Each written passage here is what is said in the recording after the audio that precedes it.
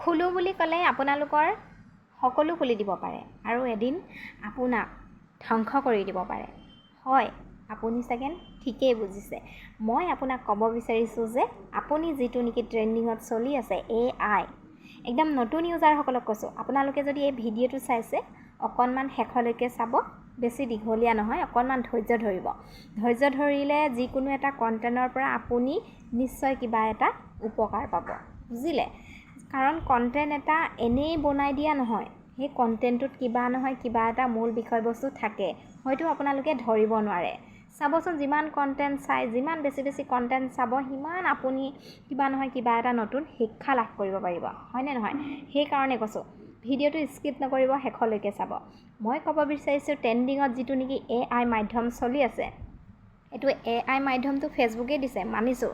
কিন্তু আপোনালোকে AI এপটোৰ পৰা আঁতৰত থাকিব, অৰ্থাৎ দূৰত্ব বজাই ৰাখিব। কাৰণ কেতিয়া কি হৈ যায় কোনেও ক'ব নোৱাৰে। এতিয়া কপি লিংক কৰি কৰি মানুহে হাজাৰ হাজাৰ টকা ইনকাম কৰি আছিলে, হয়নে নহয়? কাৰোবাৰ ভিডিঅ' এটা ভাল লাগিছে, কপি কৰিছে, কাৰোবাৰ ডাউনলোডাৰত গৈ পেলানি কপি কৰি তেওঁ হাজাৰ হাজাৰ ভিউজ পায়, হাজাৰ হাজাৰ লাইক কমেণ্ট পাই পেলানি ইনকাম কৰি আছিলে, ইনকাম। আৰু যেতিয়া নেকি এতিয়া কি কৰি দিছে, যিসকলে নেকি বেলেগৰ ভিডিঅ'বোৰ লৈছিলে তেওঁলোকক ষ্ট্ৰাইক কৰি দিব পৰা সুবিধা ফেচবুকে দি দিছে। আৰু ষ্ট্ৰাইক কৰি দিয়াৰ পিছত কি হৈছে, সিহঁতৰ একাউণ্ট বৰবাদ হৈ গৈছে। কি বৰবাদ হৈ গৈছে? ষ্টাৰ পৰা ইনকাম কৰিব নোৱাৰে, কণ্টেণ্ট মনিটাইজেশ্যনৰ পৰা একোৰ পৰাই নোৱাৰে। গতিকেলৈ আপোনালোকে ফটকৈ দিয়া সুবিধা এটা নল'ব। মই অৱশ্যে 1 কপি নে 2 কপি ময়ো বনাইছিলোঁ, আৰু যেতিয়া প'ষ্টবোৰ পালোঁ তেতিয়া বন্ধ কৰি দিলোঁ।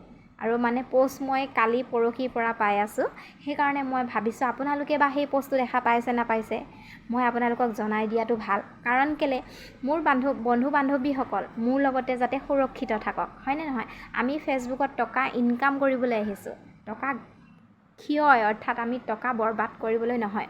তিল তিলকৈ গঢ়ি উঠা আমাৰ ফেচবুক, কিমান কষ্ট কৰি পেলাই আমি এটা ফেচবুক একাউণ্ট বা প্ৰফাইলটো খুলি লৈছোঁ, হয়নে নহয়?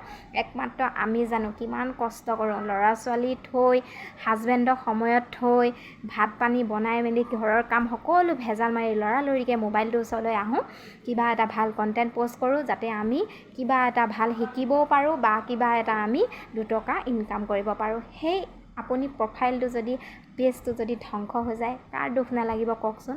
চিঞৰি চিঞৰি কান্দিলেও তেতিয়া কোনেও নুশুনে। গতিকেলৈ আগতেই সাৱধান হৈ থাকিব।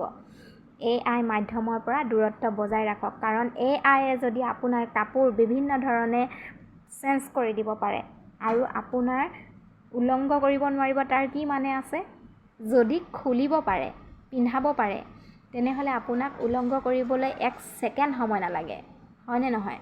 পাছত যদি ফটকৈ আহি যায় ষ্ট্ৰাইক মৰাৰ দৰে, আপোনাৰ একাউণ্টবিলাক এতিয়া প্ৰায় একাউণ্টবিলাক একদম ছাছপেণ্ড, পূৰা ছাছপেণ্ড, কপিৰাইট ইছ্যু, এই বহুত আবোল তাবোল ধেৰ মানে আৰু কান্দি আছে। সেইকাৰণে কৈছোঁ, যিসকলে নতুনকৈ কণ্টেণ্ট মনিটাইজেশ্যন পাইছে নেহেৰুৱাব।